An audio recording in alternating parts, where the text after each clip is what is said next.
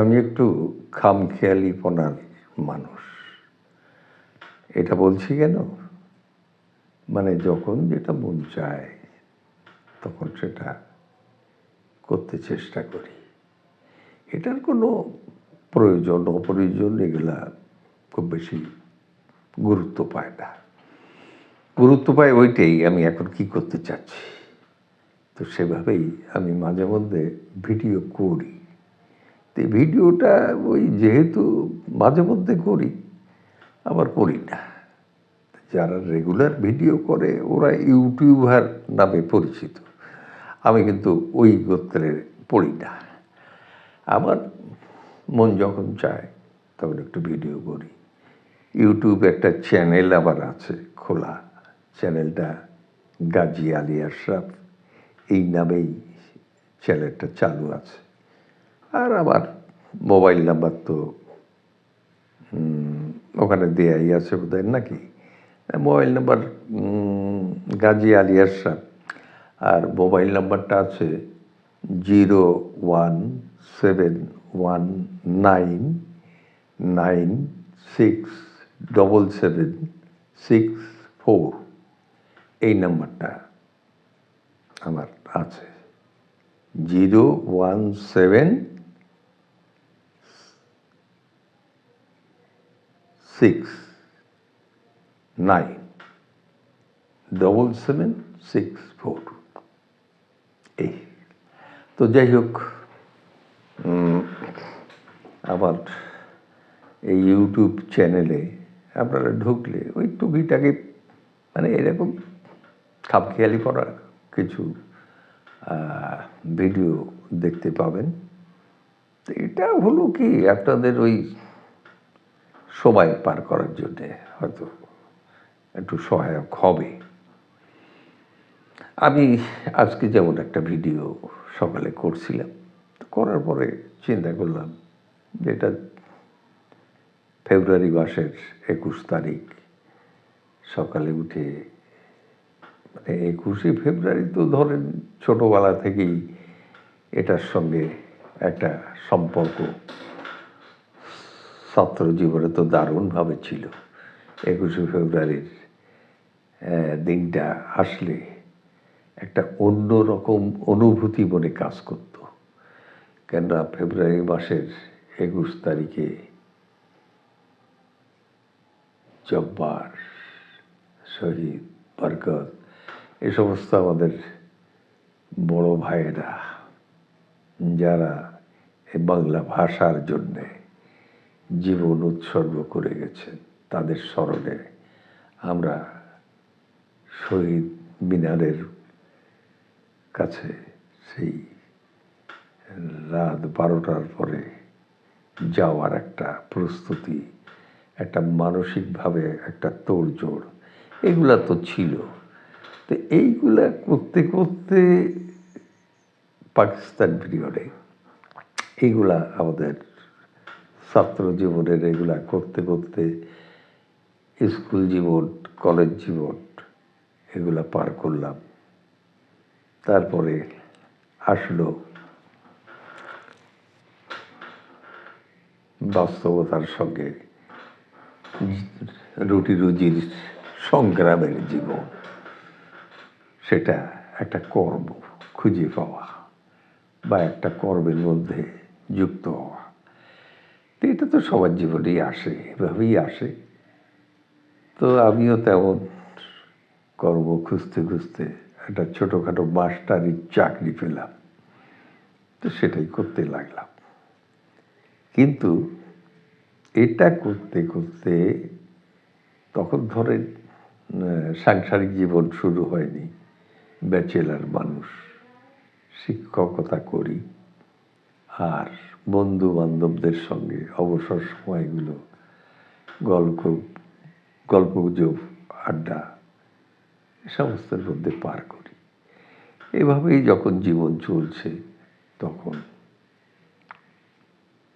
আস্তে আস্তে এই পূর্ব পাকিস্তানে দানা বাঁধতে লাগলো পশ্চিম পাকিস্তানের যে আমাদের ওপরে সেই ভাষা আন্দোলনের সময়ের থেকে যে একটা বৈষম্য মানসিকতা পূর্ব পাকিস্তানের সঙ্গে বেশ কিছু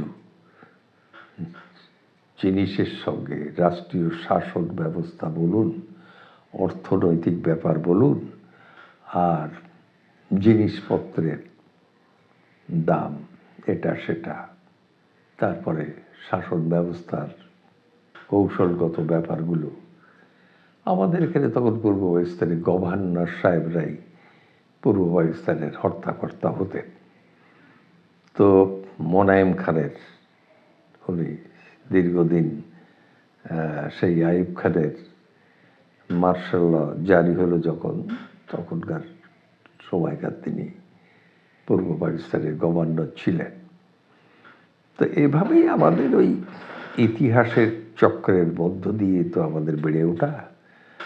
তবে একটা জিনিস ও সময় হতো কি, যে আমাদের ছাত্র জীবন যখন ছিল তখন আমাদের ছাত্রদের সে সময় ওই স্টুডেন্ট কার্ড যেটা, ওটার বদৌলতে আমরা গাড়ি ঘোড়ায় অর্ধেক পয়সায় চলাচল করতাম। ছাত্র হিসেবে আমাদের অর্ধেক ভাড়াই নেওয়া হতো। তাই যেখানেই যাই না কেন স্টুডেন্ট কার্ডটা ঠিকঠাক থাকলে ওটার এগেনস্টে আমরা গাড়ি ভাড়া টাড়া, ইভেন লঞ্চ ভাড়াও পর্যন্ত অর্ধেক এসব ছিল। কিন্তু এই যে আমাদের সঙ্গে রাজনৈতিকভাবে যে বৈষম্যগুলো রাষ্ট্রীয় ব্যবস্থায় তাদের ছিল, এর এগেনস্টে মানে পূর্ব পাকিস্তানের সচেতন মানুষ, ছাত্র সমাজ, সাধারণ পিপল, এগুলা তারা ওই এটা নিয়ে আন্দোলন করতে করতে অর্থনৈতিক বৈষম্য দূর করা, এই দুই দেশের মধ্যে পার্থক্যগুলো ঘুচানো, তারপরে শাসন ব্যবস্থার মধ্যেও যে একটা বৈষম্য, তারপরে ইন্ডাস্ট্রি, অর্থনৈতিক যে সমস্ত ব্যাপার স্যাপার আছে, এগুলা বৈষম্য ঘোচানোর জন্যে আন্দোলন তৈরি হলো। এই আন্দোলনটা দানা বাঁধতে বাঁধতে এর মধ্যে শেখ মুজিব বেশ তখনকার পূর্ব পাকিস্তান আমলের উনি বেশ মঞ্চ গরম করার মতন বক্তৃতা দিতেন, যেটা পরবর্তীতে এখনকার জেনারেশনও মুজিবের সেই ভাষণ টাষণ এগুলো শুনেছেন। হাঁক ডাক দিয়ে বেশ মানে মাঠ, মঞ্চ এবং সামনের যে আগত যেসব মানে জনগোষ্ঠী থাকতো তাদেরকে বেশ উজ্জীবিত করার মতন এবং তাদেরকে শরীরে গরম করে দেওয়ার মতন বক্তৃতা দেওয়ার কৌশল ওনার ছিল। কিন্তু ওনার অন্তরে কি ছিল এটা বোঝা তো আর যায় না। উনি যেসব নীতিবাক্য রাজনৈতিকভাবে আমাদের রাজনৈতিক নেতারা আওড়ান, উনিও আওড়িয়েছিলেন যে এটা ওটা এটা।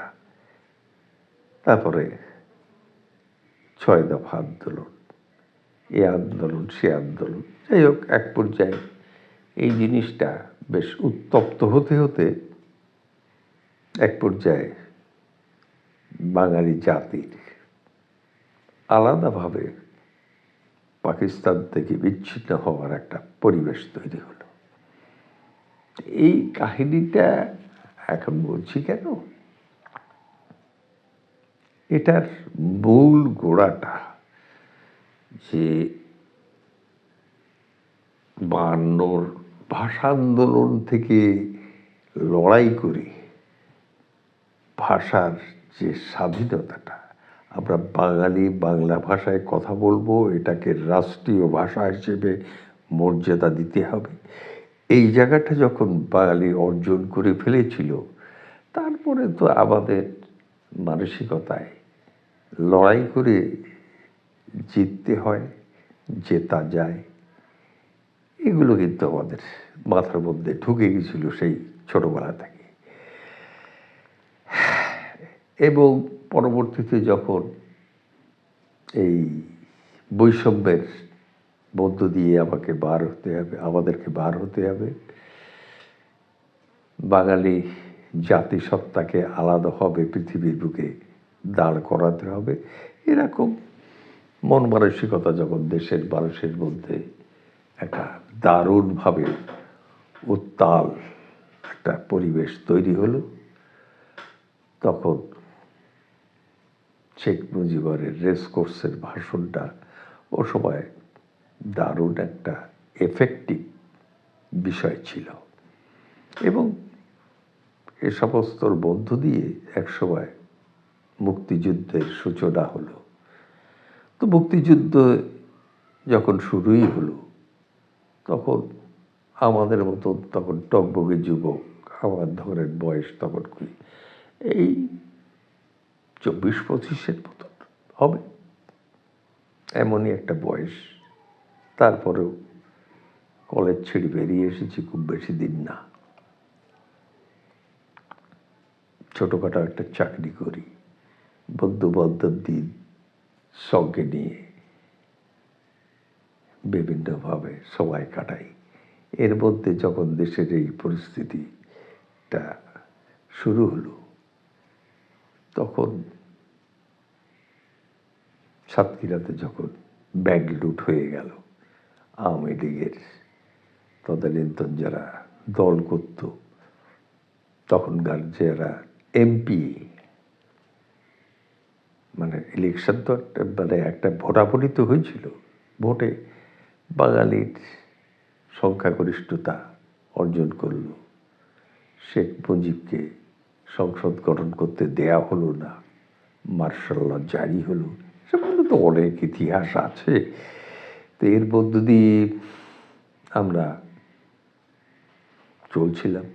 তারপরে যখন উত্তাল হলো দেশ, ৭১-এর যুদ্ধ শুরু হলো, আমাদের মতন যুবক যারা, এর মধ্যে সবাই যে মুক্তিযুদ্ধে গিয়েছিল ছুটে তা না, যাদের যেমন পরিবেশ পরিস্থিতি ছিল, যারা দেশের মধ্যে থেকে গিয়েছিল, তাদেরকে বিভিন্ন চাপে বিভিন্ন এর মধ্যে দিয়ে রাজাকারের নাম লিখেছে, রাজাকার হিসেবে তারা চিহ্নিত হয়েছে।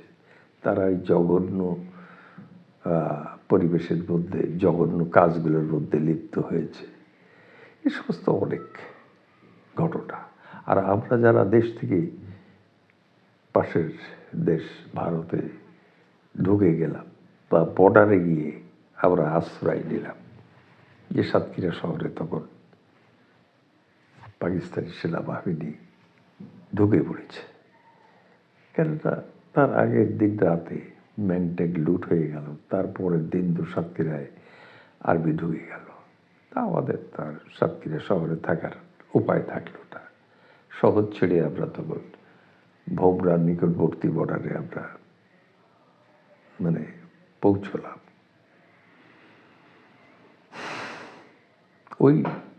ওই থেকেই শুরু হলো মুক্তিযুদ্ধের মধ্যে জড়িয়ে যাওয়া, তারপরে দেশের স্বাধীনতা হওয়া মধ্যে আমরা বাংলাদেশ একটা স্বাধীন রাষ্ট্র হিসেবে পেলাম।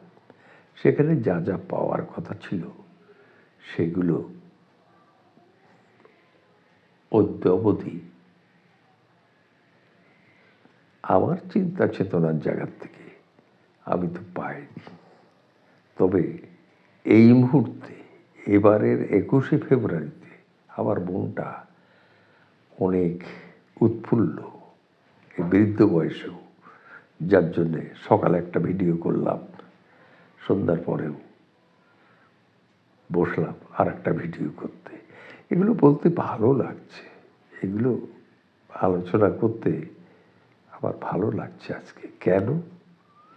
মন খুলে সত্য কথাগুলো বলার এর আগে তো উপায় ছিল না, সেই মুজিবের পিরিয়ডেও ছিল না, পরবর্তীতে খুব খোলসা করে বোনের কথাটা বলা, নাগরিক, একটা স্বাধীন দেশের স্বাধীন নাগরিক হিসেবে যে কথাটা বলার অধিকার, আমি আমারটা বলবো, আমারটা তুলে ধরবো, তার মানে আমাকে গুম হতে হবে, আমাকে জেলে ঢুকতে হবে, এটা তো ঠিক না।